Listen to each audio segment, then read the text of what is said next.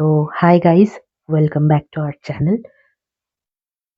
আজকে আমরা আমাদের লাইফের সঙ্গে ঘটা একটা সত্যিকারের গল্প তোমাদের সবার সঙ্গে শেয়ার করতে চাই। তো এইটা আমাদের চ্যানেলের ফার্স্ট স্টোরি টাইম ভিডিও হবে, যেটা কিনা আমরা আপলোড করব। কারণ আমরা সত্যি চাই এটা তোমাদের সবার সঙ্গে শেয়ার করতে। তো আশা করি তোমরা এই ভিডিওটা ভালো করে শুনবে আর অবশ্যই এনজয় করবে। আর এই ভিডিওতে আমাদের দুজনের অডিও থাকবে, মানে আমার আর মামির অডিও থাকবে। তো এখানে আমাদের দুজনেরই অডিও তোমরা পুরো ভিডিওতে শুনতে পাবে। তো গল্পটা হচ্ছে একটা লকডাউনের দিনের ঘটনা, যেদিন আমাবস্যা ছিল আর বারটা ছিল শনিবার। আমাদের বাড়িতে শনিবার আমাবস্যায় সেদিন পুজো হয়েছিল, প্রত্যেক আমাবস্যার মতনই। তো সারা দিন উপোস থাকার পরে যখন পুজো শেষ করলাম, তখন বাজে 12:15। তো সবকিছু সারার পরে হঠাৎ বাড়িতে সারা সময় বসে থেকে থেকে লকডাউনে সবার মতন আমরাও বোর হয়েছিলাম। তো ক্লান্তির পরে ভেবেছিলাম যে একটু রিফ্রেশমেন্টের দরকার আছে। সেই কারণে সবাই ঠিক করলাম রাতের বেলা আমরা সবাই একটু লং ড্রাইভে যাব। তো লং ড্রাইভটা সবার হয় গাড়িতে করে, কিন্তু আমাদের লং ড্রাইভটা হয়েছিল টোটোতে করে। মোট 5 জন আমরা গিয়েছিলাম, তার মধ্যে দাদা বৌদি, আমি আর আমার মামি। আর তার সঙ্গে গেছিল আমাদের ঘরে ভাড়া থাকতো একটা দাদা, সে দাদা। তো আমরা 5 জনে যথারীতি 12টা 10-এ বেরিয়ে পড়েছিলাম একটা লং ড্রাইভে বেরোনোর কিছুক্ষণ সময় অবধি সবই ঠিকঠাক ছিল। তারপরেই হট করেই অদ্ভুত ধরনের জিনিস ঘটতে শুরু করলো। আমরা সবাই চিন্তা করছিলাম যে আসলে কোথায় যাওয়া যায়। কারণ রাতের অন্ধকার, একটু ঠান্ডা, তার মধ্যে একটু লং ড্রাইভে বেরোনোর মজাটাই আলাদা। যেহেতু লকডাউন চলছে সেই কারণে পুরো রাস্তাই ফাঁকা। তো সেটার মধ্যে একটা আলাদাই রোমাঞ্চ ছিল, যেই কারণে আমরা ঠিক করছিলাম যে আমরা কোথায় যাব। যথারীতি আমরা তো কোচো অবধি পৌঁছালাম। কোচোয়ার থেকে ভাবছি যে হাবড়া যাব না কল্যাণগড় যাব, কোন দিকে যাব। তা আমি বললাম যে ঠিক আছে, কল্যাণগড়ের দিকে টান নেওয়া হোক। তো কোথায় যাব আর কোন দিকে গেলে ভালো হয়, এইটা ডিসাইড করার জন্য হঠাৎ আমরা একটা 4 রাস্তার মোড়ে দাঁড়ালাম, যেটা পাকা রাস্তা ছিল। তো সবাই ডিসাইড করছে যে কোন দিকে যাওয়া যায়। যথারীতি সবাই টোটো থেকে নেমে গেছে, কিন্তু আমি টোটোতেই বসে আছি। আমি বলছি যে তোমরা ডিসাইড করো কোন দিকে যেতে হবে। হঠাৎ আমি অদ্ভুতভাবে একটু ভয় পেয়ে গেলাম। ভয় পেলাম একটা বিড়ালকে দেখে। দেখলাম বিড়ালটা টোটোর কাছে যেই জায়গাটা আমি পা রেখেছি ঠিক সেই জায়গাটাই এসে অদ্ভুতভাবে আমার দিকে তাকিয়ে রয়েছে। যেটা হঠাৎ দেখে আমি একটা ভারী গলায় হেই বলে চিৎকার করে উঠি। যেটা যথারীতিভাবে আমার মামি বুঝতে পারলো যে আমি একটু ভয় পেয়েই চিৎকারটা করেছি। তাড়িয়ে দাও তো। বিড়ালটাকে তাড়ানোর পরে যথারীতি বিড়ালটা চলে গেল। আমরা ডিসাইড করলাম যে আমরা বাঁদিকের একটা গলি ধরবো। কিন্তু টোটোতে ওঠার পরে সুকু বলল না, বাঁদিকের গলিটা না, ডান দিকের গলিটা ধরি। আর ডান দিকের গলিটার আশেপাশে ছিল জঙ্গল, না ছিল কোনো বাড়ি, না কোনো ঘনবসতি। ওই গলিটা ছিল কাঁচা মাটির গলি। গলিটা ধরার সঙ্গে সঙ্গে কিছু দূর যেতে না যেতেই জঙ্গলটা দেখে আমার আর মামির গাটা অদ্ভুতভাবে ভার হয়ে গেল। আমি বললাম এই গলিটা থেকে বেরো, এই গলিটায় যাব না, ভালো লাগছে না। যখন মুড়িয়ে টোটোটা ঘুরিয়ে নেওয়া হলো বেরোনোর জন্য, তখন দেখি জঙ্গলের মধ্যে একটা জায়গায় আগুন জ্বলছে। যেই জায়গাটা থেকে আমরা 1 মিনিট আগে ক্রস করেছি সেই জায়গায় কোনো লোক ছিল না। হঠাৎ দেখা গেল সেই জায়গায় একটা আগুন জ্বলছে, যেটা দেখে যথারীতি আমার আর মামির মাথায় একটা প্রশ্ন তৈরি হলো। কিন্তু সবাইকে ভয়ে না ফেলে আমরা সেই প্রশ্নটাকে নিজের মধ্যে চেপে রেখে গলিটা থেকে বেরিয়ে গেলাম। তারপর থেকেই শুরু হলো আমাদের সঙ্গে অদ্ভুত অদ্ভুত এক এক ধরনের ঘটনা। এবার তো বললাম, চলো তাহলে এখান থেকে বেরিয়েই যাই। ওই রাস্তা থেকে বেরিয়ে আমরা চলে আসলাম কিছু দূর এসেই কল্যাণগড়ের আবার মোড়ের মাথা। এবার আমরা বললাম যে ঠিক আছে, এবার তাহলে আমরা বাড়ি চলে যাই। গাড়িটা বাড়ির দিকে টান নিল, কিন্তু শুকুর মাথায় ওইখান থেকেই মনে হয় কিছু হয়েছিল। এবার আমরা তো দুজনে মা মেয়ে ভয় পেয়েছি, কিন্তু ও দেখলাম কোচো অব্দি এসে হঠাৎ করে বাড়ির দিকে না টান নিয়ে ওর ডান দিকের একটা গলি ধরে আবার টান নিল। এবার আমি বলছি যে এইগুলি কেন ধরছো, তুমি বাড়ির দিকে চলো। বলছে না, চলো না এদিক দিয়ে ঘুরে তারপরে বাড়ি যাব, আরেকটু ঘুরে নি। তা যাই হোক, এবার তো আমরা যাচ্ছি, ও গাড়ি চালাচ্ছে, আমরা গল্প করছি, আনন্দ করছি যে না ভালো জায়গাগুলো। কিন্তু মনের মধ্যে তো একটা ভয় আছে আমার আর আমার মেয়ের দুজনেরই, কিন্তু বলতে পারছি না। যেহেতু যে ছেলেটা ছিল আমাদের গাড়িতে, আমাদের নিজের ভাড়াটে, সে একটু ভীতু টাইপের, প্লাস যে বৌমা ছিল পাবে এই বিষয়গুলো নিয়ে, সেজন্য আমরা বলি ভূত ঘটনা। যে রাস্তা না যাওয়ার কথা আমাদের, আমাদের সেই রাস্তা দিয়ে নিয়ে চলে যাচ্ছে। তারপর অনেক দূর যাওয়ার পরে হঠাৎ করে মাথায় ঢুকছে যে এই রাস্তা তো আমাদের চেনা না। মানে আমরা অনেক দিনই এরকম রাতে যেতাম, ঘুরতাম, কিন্তু আমাদের সব চেনা জানা জায়গা থাকতো। কিন্তু ওই রাস্তাটা অন্ধকার, ঘুটঘুটে অন্ধকার, না লাইট আছে, না কোনো লোক আছে, না বাড়িঘর আছে, দূরত্বে দূরত্বে বাড়িঘর, অনেক দূরে দূরে। দূরত্বের বাড়িঘরগুলো ছাড়ার পরে হঠাৎ আমরা একটা মেন রাস্তা ধরে এগিয়ে যাচ্ছি, যার দুই দিকে শুধু ফাঁকা ধুধু মাঠ, যে মাঠে সবে ফসল কাটা হয়েছে। আমরা এগিয়ে যাচ্ছি, হঠাৎ আমি শুকুকে জিজ্ঞেস করলাম, কোন দিকে যাচ্ছ? আর এই রাস্তাগুলোতে তো আগে কোনোদিন যাইনি, তোমার কি মাথা খারাপ হয়ে গেল? শুকু কোনো উত্তর দিল না। অনেকক্ষণ পরে বলল, চল না, দেখতে পারবি। আমি অদ্ভুতভাবে ভাবছি যে ওর মনে হয় মাথাটা খারাপ হয়ে গেছে। ওর সঙ্গে আমার ঝগড়া হওয়াটা খুবই নতুন ব্যাপার নয়, এটা অনেক পুরনো। তাই আমি ওর সঙ্গে তর্ক বেশি না বাড়িয়ে আমি বললাম, তোমার মাথাটাই খারাপ হয়ে গেছে, যা খুশি করো। মেয়ে তো চুপ করে গেল। হঠাৎ করে দেখলাম যে পিছনে একটা আওয়াজ হলো টোটোতে। মনে হলো কে যেন একটা ইট মারলো। আমার গাটা তো ভার হয়ে গেল আরো। তারপরে কি হলো, আমি তো মেয়ের দিকে তাকিয়েছি যে আওয়াজটা কিসের হলো, কে ইট মারলো। রাস্তায় তো কোনো লোক নেই, তাহলে ইটটা কে মারলো। তা আমি কি করলাম, পর্দা দেওয়া ছিল আমাদের টোটো গাড়িতে, তা আমি পর্দাটা সরিয়ে না পিছনের দিকে তাকিয়েছি। সঙ্গে সঙ্গে আমার বড় মেয়ে বলল যে মামি পিছনে তাকিও না। তারপরে যাই হোক যাচ্ছি, সবাই বলছে কি দেখছো কাকিমা। আমি বলছি কিছু না বাবা, চল। কিছু দূর যাওয়ার পরে আমি শুকুরে বলছি, শুকু রাস্তাটা না ঠিক ভালো লাগছে না, এখান থেকে ব্যাক করা যায় না, রাস্তা আছে? বলছে না না, সামনে গেলেই নৈহাটির রাস্তা।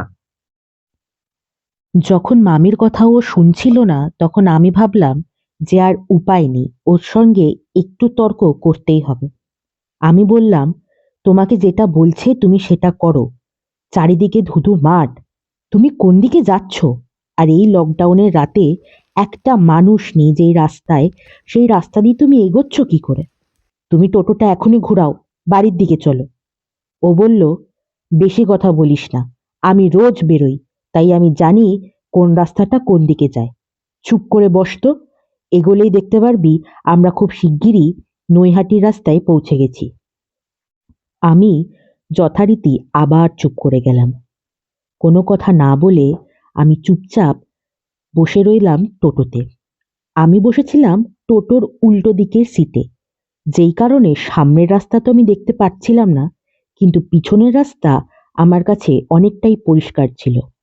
টোটোর পিছনের ছোট্ট ট্রান্সপারেন্ট পর্দাটা থেকে দেখা যাচ্ছিল যে রাস্তাটা ঠিক কিরকম। মামি যখন হঠাৎ ওই আওয়াজটা পেয়েছিল, তারপর থেকেই আমরা দুজনে আরো বেশি সতর্ক হয়ে গিয়েছিলাম। কাউকে কোনো কথা না বলে আমরা ভাবছিলাম যে এর পরে কি হতে পারে আর কি হতে চলেছে। এইটা ভেবেই আমাদের মা আর মেয়ের দুজনের অবস্থাই খুব খারাপ হয়ে গিয়েছিল।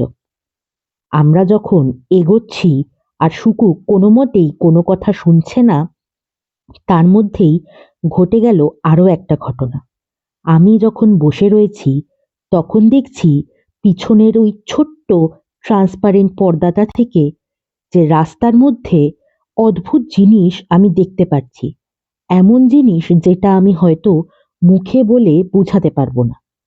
অদ্ভুত ধরনের কিছু আওয়াজ ছিল, বারবার যে টোটোটাকে কে যেন পিছন থেকে টেনে ধরছে।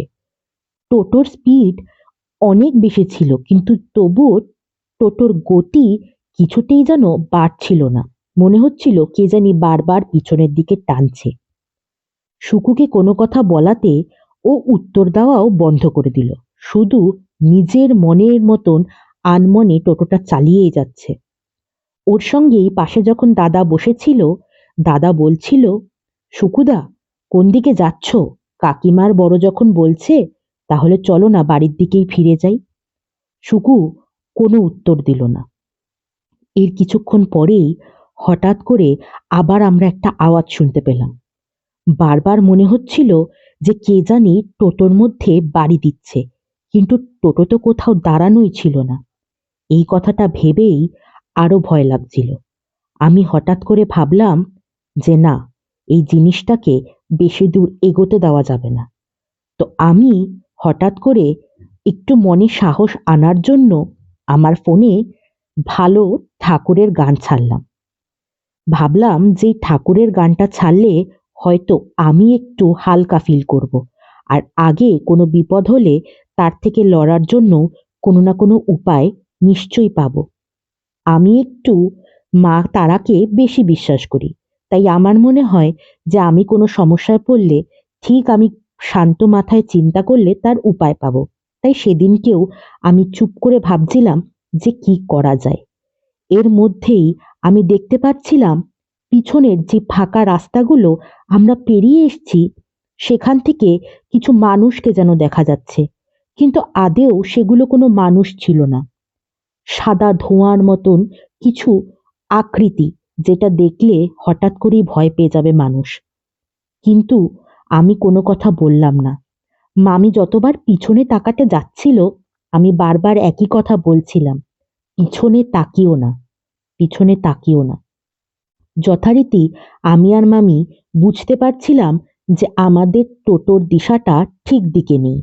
এর মধ্যেই হঠাৎ মাঝ রাস্তায় টোটোটা বন্ধ হয়ে গেল। যেই বন্ধ হয়ে গেল, আমাদের আশঙ্কা আর ভয় দুটোই যেন আরো বেড়ে গেল। গাড়িটা তো থেমে গেল আমাদের। নেমে আমরা সবাই মিলে দেখছি যে গাড়িটায় কি হলো। টায়ারটা যেন বাস্ট করেছে বা লিক হয়েছে, ঠিক সেরকম একটা আওয়াজ হয়েই টোটোটা বন্ধ হয়ে গেছিল। আমি তখন কি করলাম, টোটোর থেকে নেমে আমি বড়কে বললাম, বড়, সবাই সবাই কাছে থাকিস, বেশি দূরত্ব করিস না, কিন্তু জায়গাটা ঠিক ভালো নয়। বলতে না বলতে হঠাৎ হঠাৎ মনে হলো কে যেন এসে আমার পিঠটা ছুঁয়ে গেল। আমি না তখনই ভয়তে বড়কে বললাম, বড়, আবারও কিন্তু কেউ ছুলো আমাকে। তারপরে আমি কে বলছি, ঠিক আছে সুকু, তুই কথা শুনছো না কেন বলো তো? আমাদের আর ভালো লাগছে না, অনেক রাত হয়েছে, চলো তো বাড়ির দিকে যাই। তখন বলছে, আরে বাবা, বলছি তো আমি এই রাস্তা দিয়ে গেছি এর আগে অনেকবার, আর একটু গেলেই 2 মিনিট থেকে 5 মিনিট লাগবে, আমাদের নৈহাটি রাস্তা, পেট্রোল পাম্পের ওখানেই আমরা গিয়ে উঠবো। আমি বলছি, দেখো আমি জানি না, টায়ার যখন ঠিক আছে, সব ঠিক আছে, গাড়িটা স্টার্ট করো, দেখো। এবার আমি বলছি একটা বিড়ি ধরাতে ওকে। ও তো বিড়ি ধরাচ্ছে না। ও আর কোনো কথাও বললো না, ও গাড়িতে উঠলো, উঠে বলছে ঠিক আছে বলে গাড়িতে উঠেছে। উঠেও ও আবার ওদিকে টান নিয়েছে। দেখা যাচ্ছে চারিদিকে যে গাছ, লাউ গাছ, কুমড়ো গাছ, লোকের বাড়িতে রয়েছে, ধান ক্ষেত, শস্য ক্ষেত সবই আছে, কিন্তু তার মাঝে মাঝে মনে হচ্ছে একটা হালকা ধোঁয়া কেমন যেন উঠছে নামছে, আবার মাঝে মনে হচ্ছে দূর থেকে আগুন জ্বলে উঠছে। আমি বলছি আর ভালো লাগছে না। বৌমাকে বললাম, দীপা, এবার এদিকে না গিয়ে বল না যে শুকুকে এখান থেকে গাড়িটা ফিরিয়ে নিতে। তা ও কিছুতেই শুনছে না যখন, তখন আমরা কি করলাম যে না, একটা বিড়ি ধরিয়ে ওর হাতে দেওয়া যাক, তাহলে যদি ওর মাথায় বুদ্ধি খোলে। কেননা আমরা শুনেছি ছোটবেলায় মা ঠাকুমা দিদিমাদের কাছে যে আগুনকে সবাই ভয় পায়, কিন্তু আমাদের তো আগুন থেকেই প্রথমে হয়েছিল ভয়টা, বিড়াল ছিল। কিন্তু সেই জায়গাটা তবুও একটু মনে জোর খাটিয়েই ভাবলাম যে না, একটা বিড়ি ধরিয়ে ওকে দেওয়া যাক, যাতে ওর বুদ্ধিটা খোলে। বারবার এই বিড়ি ধরানোর কথাটা বলা সত্ত্বেও শুকু কিছুতেই রাজি হলো না বিড়িটা খেতে। আমি তো পাশে বসে থাকা দাদা ভাইকে বললাম, দাদা ভাই তুই একটা বিড়ি ধরিয়ে ওর হাতে দে তো জোর করে। দেখ তো। ওকে বিড়িটা দেওয়ার সঙ্গে সঙ্গে ও বলল, এখন খাবো না, বলে বিড়িটা ফেলে দিল। এই যে ওর ফেলে দেওয়া, তখন থেকেই আমার আর মামির সন্দেহটা যেন আরো বেড়ে গেল। আমার তখন আস্তে আস্তে মনে হচ্ছিল সব কিছু যেন পরিষ্কার হচ্ছে চোখের সামনে। সেই বিড়ালটা যাকে দেখে আমি ভয় পেলাম, আর যেই গলিটায় আমরা ঢুকেছিলাম, কাঁচা মাটির গলি, তারপর থেকেই যেন সবকিছু আস্তে আস্তে খারাপ হওয়া শুরু হলো আমাদের সঙ্গে। কিছুক্ষণ অনেক রাস্তা যেন অনেকটা রাস্তা এগিয়ে যাওয়ার পরেও যখন আমরা নৈহাটির রাস্তায় পৌঁছলাম না মা, এখনো যেন বলতে গেলে গায়ে কাঁটা দিয়ে উঠছে। রাস্তা শেষই হচ্ছে না। কিন্তু আমি এবার ভাবতে শুরু করলাম কিছু একটা উপায় তো বার করতেই হবে। যেই কারণে ও আবার ওই রাস্তা থেকে বেরিয়ে গিয়ে বাড়ির দিকে টোটোটা ঘুরায়। যেই ভাবা সেই করা। আমার কাছে একটা লাইটার ছিল। হট করে কি মনে হলো লাইটারটা ধরালাম। ধরিয়ে টোটোর যে লোহাগুলো আছে তার মধ্যে একটু আগুনের তাপ দিলাম। হট করে শুকু কিছু দূর এগিয়ে যাওয়ার পরে দাঁড়িয়ে পড়ল। দাঁড়িয়ে বলল, আমার বাথরুম পেয়েছে, আমি একটু বাথরুম করব। সেই কারণে ও টোটোটা দাঁড় করিয়ে বাথরুম করতে গেল রাস্তার একটা কোনায়। যেই সময় ও বাথরুম করতে গিয়েছে, আমি, মামি আর দাদা ভাই একই জায়গায় দাঁড়ানো, বৌদি টোটোর মধ্যে বসা। হঠাৎ মামি বৌদিকে বলল, এ দীপা, একটু বাইরে আয় তো। যখন বৌদি মামির সঙ্গে কথা বলছে সেই সময় আমি আর আমাদের ভাড়াটের দাদা ভাই একসঙ্গে দাঁড়ানো। দাদা ভাই বলছে, বড়, আমার না ঠিক কিরকম একটা লাগছে। একটু আগে কি কাকিমা আমাকে ডাকলো? আমি বললাম, কই না তো। না, মনে হলো পর্দার মধ্যে দিয়ে হাত বাড়িয়ে আমার গায়ে ডেকে কিছু বলতে চাইলো। আমি ওকে চুপ করিয়ে দিলাম বকা দিয়ে। ধুর, তুই সবসময় ভুলভাল কথা ভাবিস। এত ভয় কিসের রে তোর? এত ভয় পাওয়ার কিছু নেই। আর মামি যদি ডাকতোই তাহলে তো তোকে ডেকেই বলতো, গায়ে কেন হাত দিতে যাবে? তোর মনে হয় কিছু ভুল হয়েছে। এই বলে আমি ওকে চুপ করিয়ে দিলাম। কিন্তু আসলে তো আমি জানি যে কেন আর কি হচ্ছে। হঠাৎ করে যখন টোটোতে আবার উঠবো, একটা জায়গা দেখে কিরকম একটা ভয় লেগে গেল। আমি বললাম, হলো, তাড়াতাড়ি করো, বেরোতে হবে তো, অনেক রাত হয়েছে, 2টো বাজে, এবার বাড়ি যাব। আর ভালো লাগছে না, সারাদিন কিছু খাইনি, এখন বেরিয়েছি তাও রাস্তা খুঁজে পাওয়া যাচ্ছে না।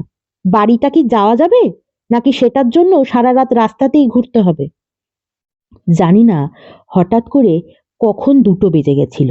যখন দেখলাম তখন ভাবলাম আস্তে আস্তে রাতটা তো বাড়ছে, এরপরেও 3টে বেজে যাবে, কিন্তু তার আগে বাড়ি ঢোকার চেষ্টা করতে হবে। কিন্তু 3টের আগে বাড়ি আমরা ঢুকতে পারিনি। আমাদের বাড়ি ঢুকতে 4টে বেজে গিয়েছিল। হঠাৎ রাস্তার পাশে থাকা একটা বড় ইটের ঢেলাকে দেখে মনে হলো কে জানি ওখানে একটা লুকিয়ে রয়েছে। আমার আবার হট করে এক পা এগিয়ে গেলাম। গিয়ে দেখতে গেলাম যে আসলে কি ওটা একটা বড় ইটের ঢেলা নাকি অন্য কিছু। পিছন থেকে দাদাভাই ডাক দিয়ে বলল, এই বড়, কোথায় যাচ্ছিস? আয় আয়, উঠে পড়। না দাদাভাই, কিছু না, বলে ওকে আর বুঝতে দিলাম না। ভালো করে একটু কড়া নজরে দেখার পরে দেখলাম যে না, আস্তে করে একটা কি জানি মিলিয়ে গেল। বললাম যে না, এবার সাহস দেখাতে হবে, আর ভয় পেলে চলবে না। যেই ভাবা সেই করা।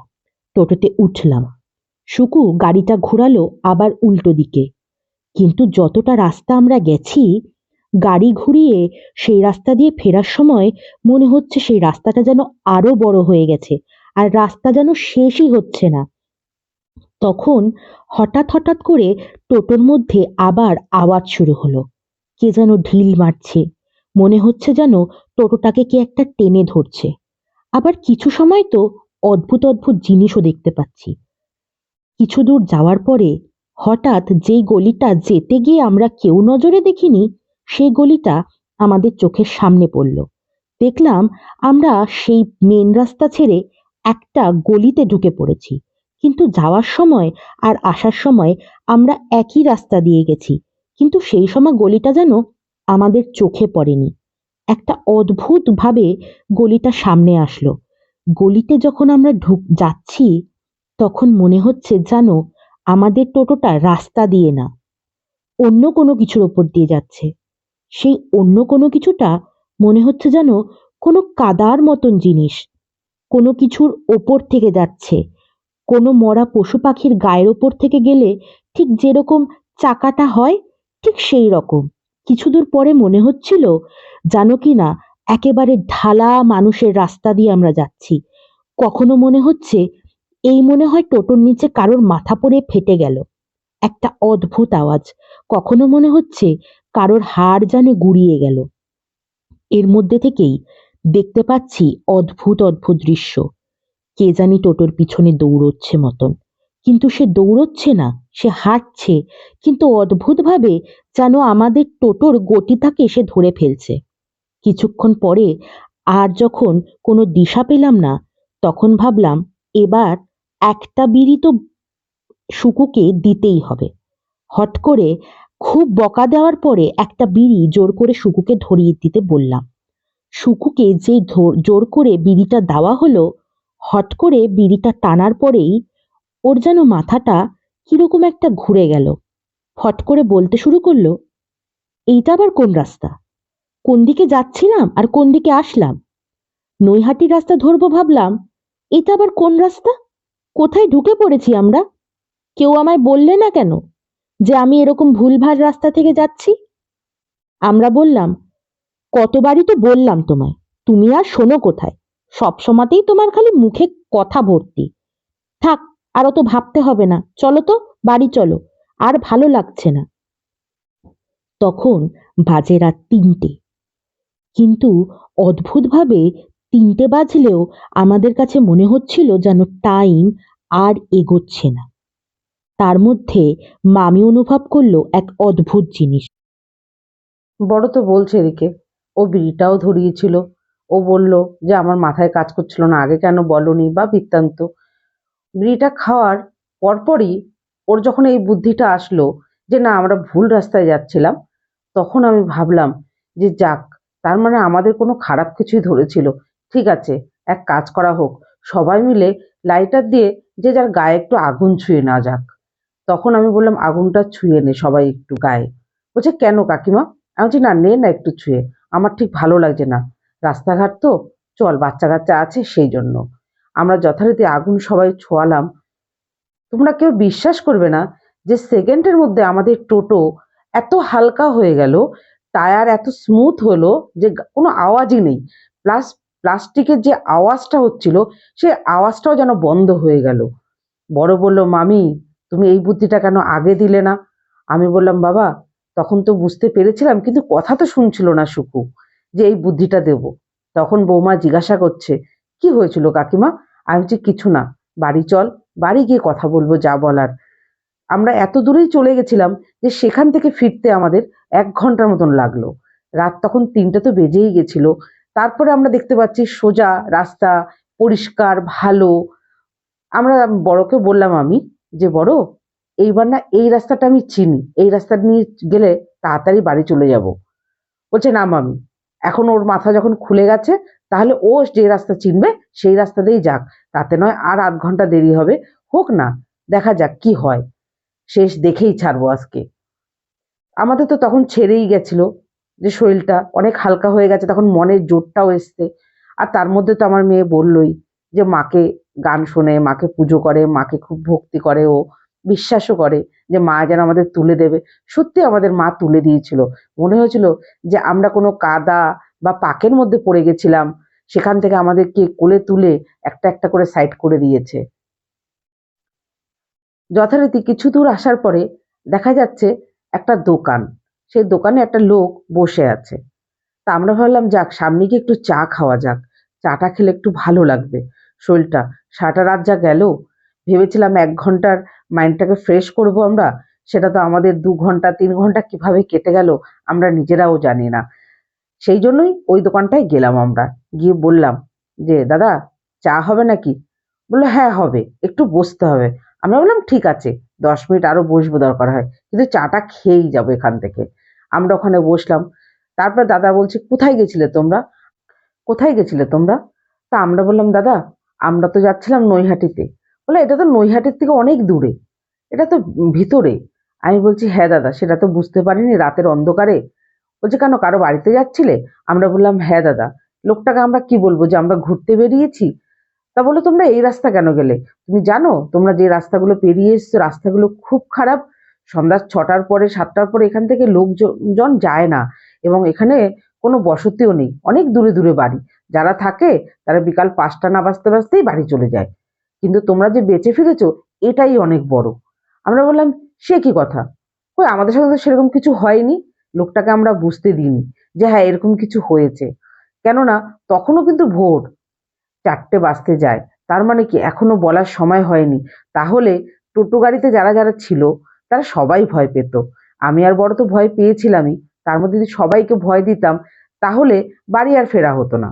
সেই জন্য আমি আর বলিনি। বললাম, না দাদা, আমাদের সঙ্গে মা কালী আছে তো, ও আমাদের কিছু হবে না, ওর হতেও দেবে না। বলে, যাক। চাটা দিল, আমরা চাটা খেলাম। খেয়ে বিস্কুট টিস্কুট খেয়ে আমরা কি করলাম, যথারীতি লকডাউনের সময় 1 টাকা যেটা চায়ের দাম 4 টাকা, সেটা তো 5 টাকা নেবে, তা যাই হোক, উনি আমাদের 10 টাকা করে চায়ের দাম নিল। আমরা বললাম, ঠিক আছে।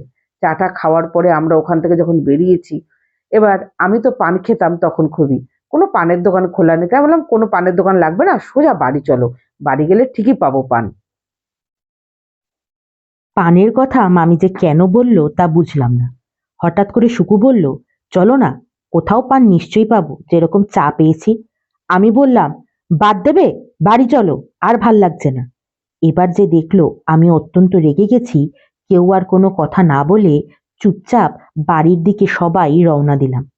হঠাৎ করেই মনে হলো চোখের নিমেষে বাড়ির চত্বরে চলে এসেছি।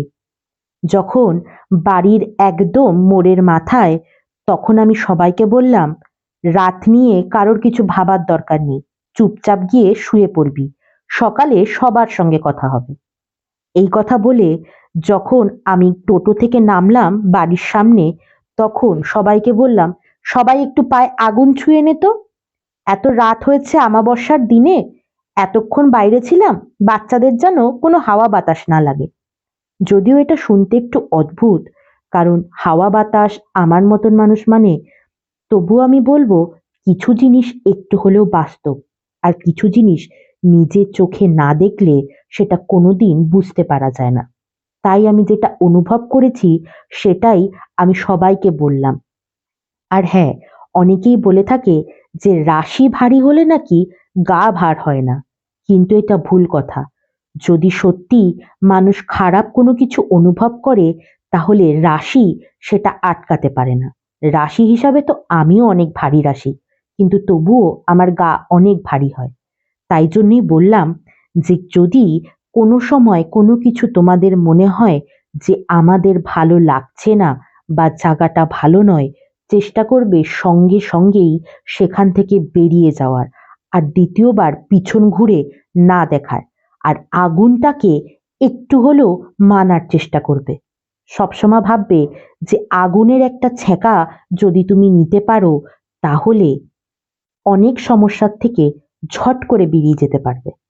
তো এইটাই ছিল আমাদের একটা গল্প, যেটা বলতে বলতে অনেকটা সময় চলে গেছে, কারণ এটা আমরা সবাই মিলে উপভোগ করেছি প্রায় 3 থেকে 4 ঘন্টা।